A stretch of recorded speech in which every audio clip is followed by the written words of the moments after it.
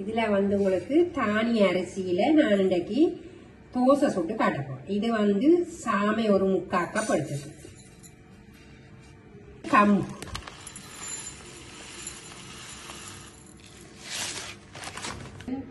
இனி வந்து போட போறது விறகு, ஒரு கப் உளுத்தம்பருப்பு,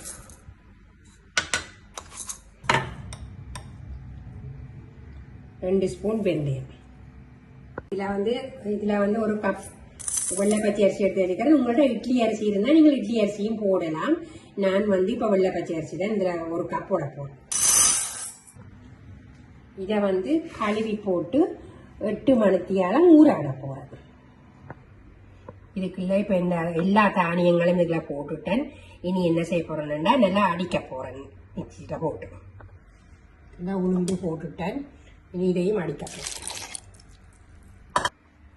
வெள்ளை அரிசியும் திரிச்சு இதுக்குள்ள போட்டுட்டேன். இனி எல்லாம் குழைச்சு 8 மணித்தியாலத்துக்கு புளிக்க வைக்க போறேன்.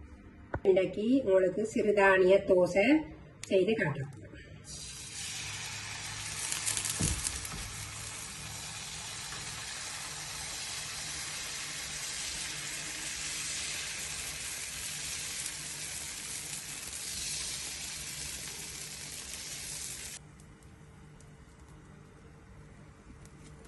நல்லெண்ணெய்,